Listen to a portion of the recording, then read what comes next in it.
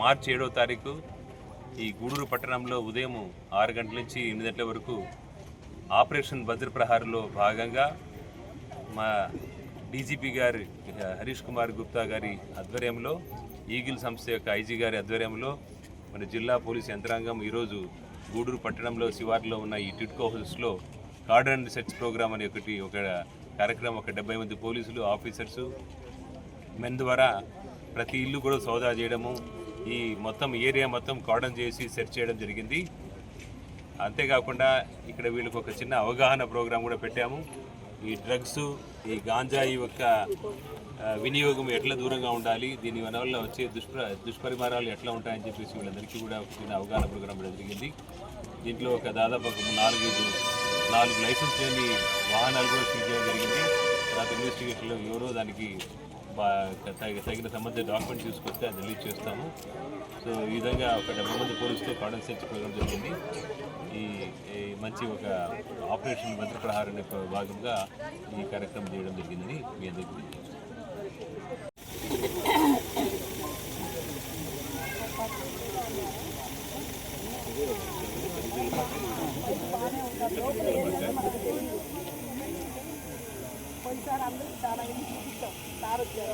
కనిపెట్టడం మీ బాధ్యత. 100కి 90 మంది అంత మంచి వాళ్ళే, 95 మంది వాళ్ళే, 5 మంది వాళ్ళే ప్రతి సమస్య. 5 మంది ఎవరో అని చెప్పేసి కనిపెట్టి మన పోలీస్ సహకారంతో మనము వాళ్ళని పట్టడం మన బాధ్యత. మనం కదా, అందరూ మంచి వాళ్ళే చేసి 2-3 తప్పుడు పనులకే మీరున్నారు. స్పీడ్గా బైక్లో వస్తారు, అందరూ రారట, ఎవడో తప్పు నాకు ఫోటో ఇద్దరు చేస్తారు. అటువంటి మనం కనిపెట్టి మనం వాడికి అది ఈ తినడం వల్ల జీవితాలు అది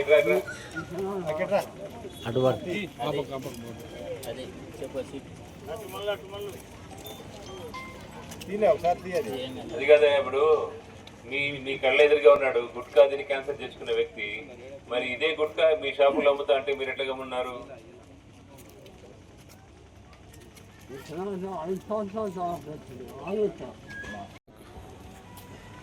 బైకులు పిల్లకాయలంతా బాగా ఫాస్ట్గా పోతున్నట్టు కదా.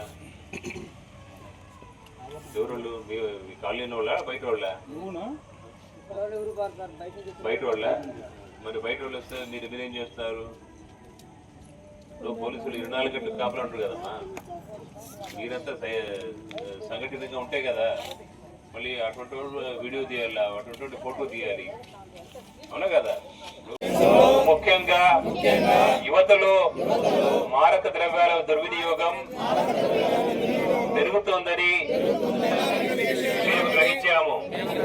మారక ద్రవ్యాల దుర్వినియోగాన్ని అరికట్టేందుకు మేము సహకరిస్తామని ప్రతిజ్ఞ చేస్తున్నాం. విధంగాను హానికరమైన లేదా చట్టవిరుద్ధమైన మందులను వినియోగించబోము అని హామీ ఇస్తున్నాము.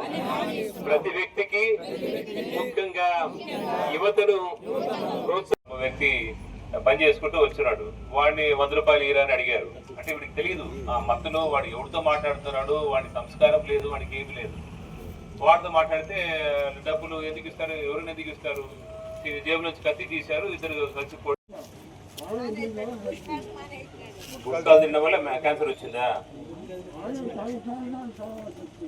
ఎంతకాలం వచ్చింది క్యాన్సరు?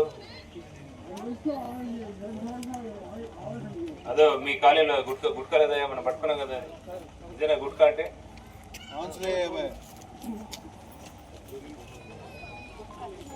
గాంజా అంటే కొత్త పదార్థము, మా వరకు ఎడకు వస్తుందిలే. గాంజా తీసుకుంటే ఏమవుతుంది అంటే, చిన్న ఎగ్జాంపుల్ చెప్తాను.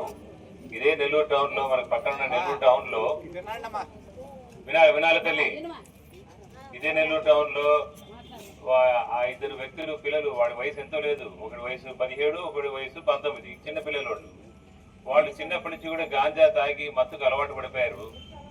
ఆ మత్తు ఎంత ఘోరంగా ఉంటుందంటే, గుట్కా తిని క్యాన్సర్ వచ్చింది. అదే గుట్కా అమ్ముతున్నారు, అదే గుట్కా తింటున్నారు, మీ కాలనీలో తింటున్నారు.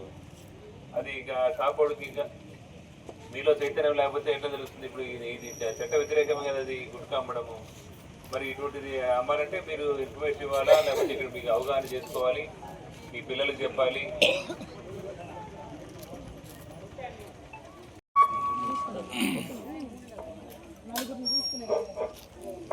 బాగా అంత డబ్బు దొరికింది, అంత బంగారు దొరికింది, అంత వెండి దొరికింది, వాళ్ళు కూడా ఎక్కడో చేసుకొని వచ్చి ఇక్కడ ఉన్నారని